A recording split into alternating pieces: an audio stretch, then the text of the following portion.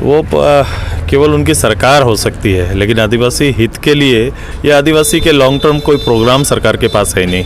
वो केवल सरकार के कुछ लुभावने 2-4 कार्यक्रम को केवल सामने रख सकते हैं और अपने उस समाज से होने की बात कर सकते हैं, लेकिन बाकी सारा परिवार इतना लाखों की तादाद में गरीबी रेखा से नीचे जीने वाला, जबकि सब कुछ होते हुए, जबकि मूल लोग हैं, मूल लोगों की हालत को आप देख लीजिए। अभी भी सरकारी सहयोग से उनका जीवन कट रहा है, उनके लिए कोई भविष्य का कार्यक्रम नहीं है, ना उनको अच्छी पढ़ाई की सुविधा मिल रही है, ना अच्छी दवाई की सुविधा मिल रही है।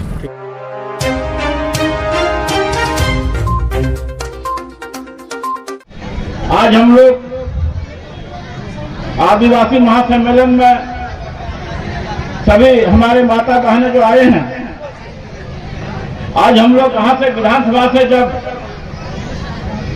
विधायक को भेजते हैं, एक सम्मानित पोस्ट होता है, लेकिन आप लोग लगातार इस जामताड़ा जिले से कभी पिताजी कभी बेटे को इस विधानसभा से भेजे हैं। हमने कभी मोबाइल देखते हैं, कल हम परसों देख लेते, तो आप भाषण सुनते, भाषण क्या सुनेंगे, लेकिन एक नाटक चल रहा था, और ऐसा नाटक चल रहा था जो कि आप समझ नहीं पाते हैं और बोल नहीं सकते हैं। ऐसा ऐसा विधानसभा भाषण और इन लोग ऐसा ऐसा भाषा निकालते थे। डांसर भी होता है तो बहुत स्वाभिमानी से भाषा बोलते हैं, लेकिन आपका जो विधायक आज के यहाँ जो विधायक हैं, ऐसा बोलते हैं जो आप सुन नहीं सकते हैं। ऐसा ऐसा विधायक को भेजने का काम करते हैं आप लोग।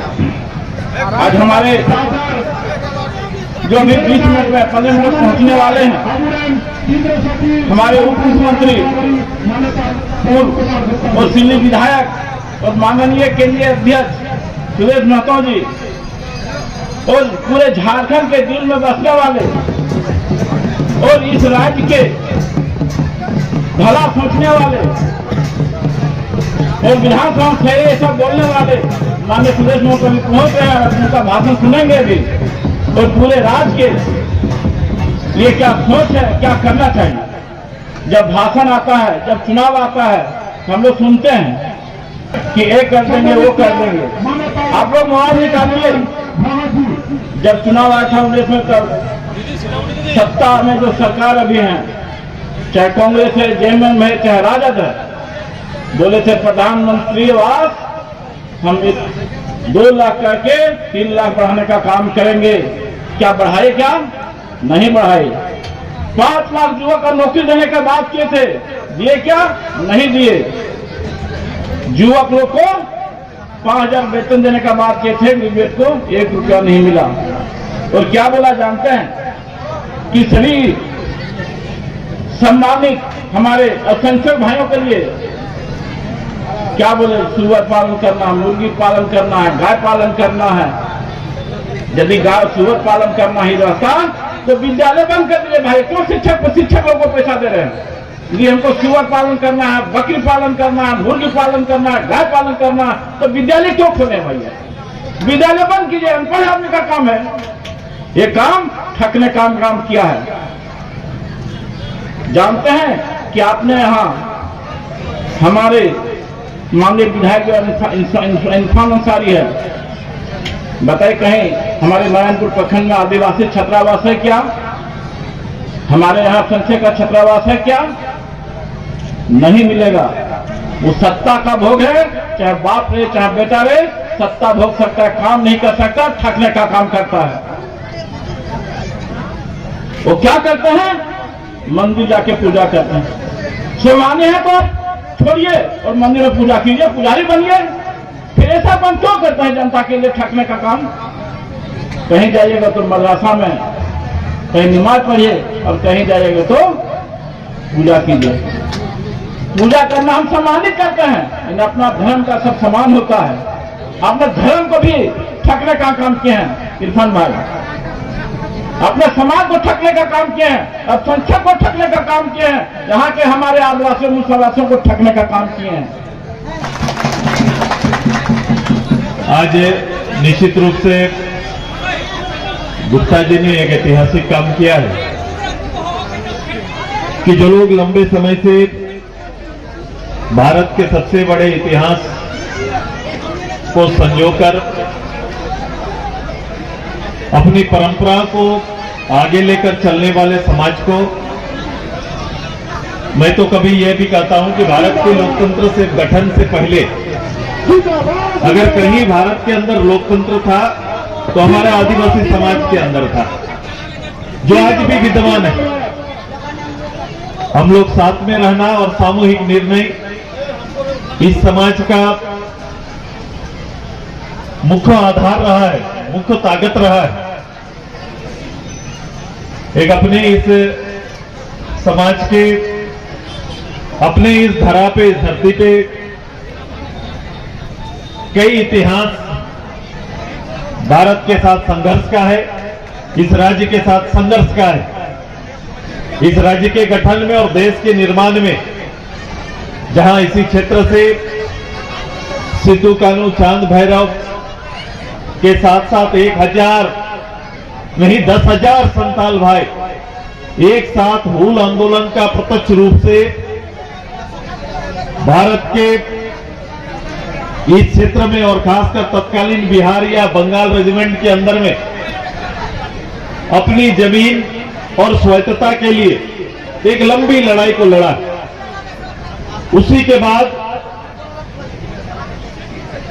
हम सभी लोगों ने अपना जमीन तो बचाया, जमीन सुरक्षित रहा हम लोग के हाथ में, लेकिन देश आजादी के बाद अपनी भाषा, संस्कृति और अपने क्षेत्र में अबुआ राज्य की स्थापना के लिए एक लंबा संघर्ष चला, जहां इस क्षेत्र के अगुआ नेताओं ने, झारखंड आंदोलनकारी नेताओं ने इस क्षेत्र का नेतृत्व किया, संघर्ष किया। परिणाम निश्चित रूप से इस प्रदेश को बिहार के भूखंड से अलग होने का तो मौका मिला, हम आजाद झारखंड का हिस्सा बने, किंतु आजाद झारखंड में जो इस प्रदेश को लेकर एक ग्राम सभा की सोच जो थी, एक ग्राम प्रधान का जो सोच था कि हमारा राज, हमारा शासन, वो कहीं न कहीं आज तक ग्राम सभा में विद्यमान नहीं हो पाया, स्थापित पुनः नहीं हो पाया। सरकारी कागज में निश्चित रूप से इसे स्थापित किया गया है, लेकिन ग्राम सभा को अगर शासनीय शक्ति न दिया जाए, ग्राम सभा को शासन के अंदर शक्ति न रहे, तो निश्चित रूप से इस ग्राम सभा के वजूद को एक छोटा सरकार का कर्मचारी, ग्राम सेवक अवहेलना करता है। ग्राम सभा में हम सामाजिक निर्णय तो ले लेते हैं, लेकिन हमें इस लोकतंत्र के पंचायत और ग्राम सभा के निर्णयों का अधिकार पूर्ण तो प्राप्त नहीं।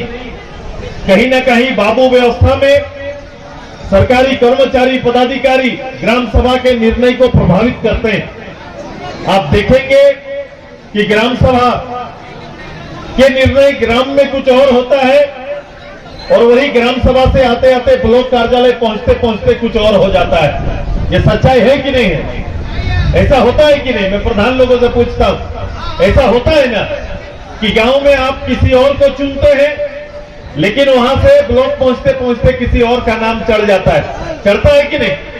तो ये जो आजादी, जो स्वायत्तता और अधिकार की बात कर रहे हैं, ये इस तरह से कार्यक्रम करके, इस तरह से कार्यक्रम करके हम अपने अधिकार, अपने सम्मान, क्योंकि आपका सम्मान निहित है गांव के लोगों के बीच, क्योंकि एक ग्राम प्रधान गांव के 500,000 लोगों का नेतृत्व करता है।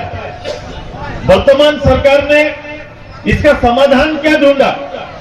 उसको ये लगा कि 1,000 रुपये का हम ग्राम प्रधान या फिर गांव के मान्यता प्राप्त अलग अलग, चाहे टाकिया को जो मीटिंग बुलाता है, माझी आराम को, इन सभी लोगों को जो हमारा सांस्कृतिक रूप से नीति तैयार करता है, उन सभी को एक रकम देके, राशि दे देने से शायद ग्राम सभा का औचित्य पूरा हो जाएगा। ऐसा सरकार सोचा, ऐसा मान्यता रखा, हम ये बोलना चाहते हैं कि 1000 रुपया प्रोत्साहन आज के दिन में आजीविका के लिए ग्राम प्रधान के लिए कितना उचित है, इसका मूल्यांकन कर लीजिए अगर आप देना है। और दूसरा, केवल संतावना से केवल कोई राशि प्राप्त हो जाने मात्र से ग्राम सभा में निर्णय का अधिकार बढ़ा है कि हमें आप 1000 रुपया संतावना नहीं भी देते, लेकिन पंच पंचायत में भारत सरकार से 15 फाइनेंस में आने वाला पैसा का निर्णय लेने का अधिकार दे देते तो हमारे लिए अच्छा होगा। आप सभी लोग को जोहार। करीब करीब 11 बजे से आप लोग यहाँ हैं।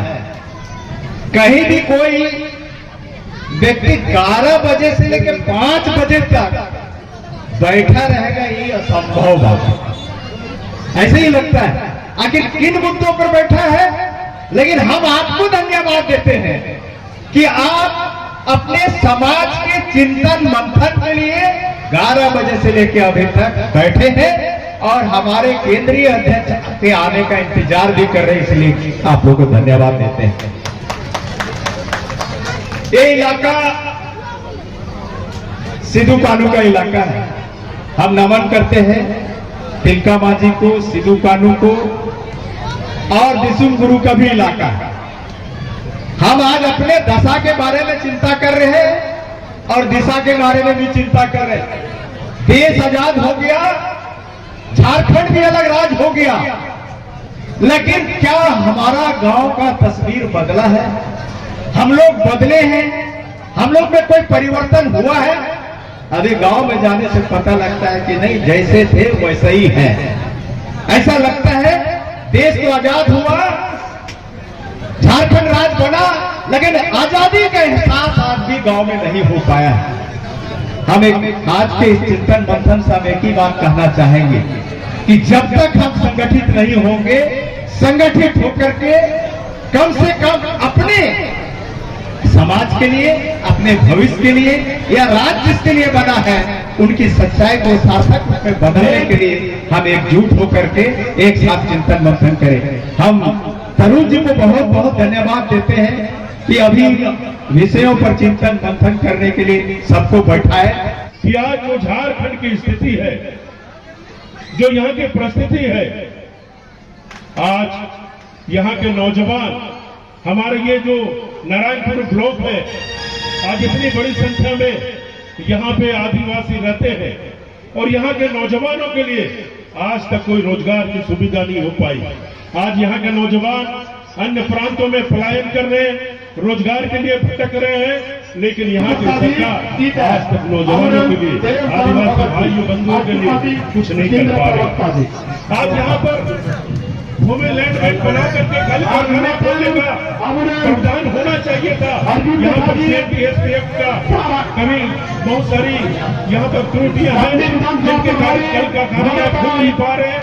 लेकिन अगर सरकार की मंशा साफ हो, जिला प्रशासन की मंशा साफ हो, तो जो पतित जमीन है, जो सरकारी जमीन है, उसको लैंड बैंक बना करके, इंडस्ट्रियल एरिया बना करके हम यहाँ पर कल कारखाने खोल करके यहाँ के आदिवासी मूलवासी नौजवानों को रोजगार की सुविधा मुहैया करा सकते हैं। लेकिन इतने वर्षों के बाद भी, इतने आदिवासी मुख्यमंत्री बनने के बाद भी आज भी आदिवासी गांव में बिजली, पानी, सड़क, शिक्षा, स्वास्थ्य, हर चीज के लिए यहाँ पर तरस रहा लोग। आज भी यहाँ पर आदिवासी गांव में आप चले जाएंगे, छोटे छोटे बच्चे गरीबी की स्थिति में गुजर रहे हैं, उनको पढ़ाई की सुविधा नहीं है, उनके लिए बेहतर शिक्षा की व्यवस्था नहीं है। आज यहाँ के अस्पतालों में आदिवासी महिलाएं अगर यहाँ पर गर्भवती होती है तो यहाँ पर अस्पताल में होता है तो वहाँ पर चिकित्सा की सुविधा नहीं है, तुरंत यहाँ से रेफर कर दिया जाता है धनबाद में। यहाँ नारायणपुर में जो अस्पताल है वो भी रेफर अस्पताल है, जामताड़ा में जो भी अस्पताल है वो भी रेफर अस्पताल है।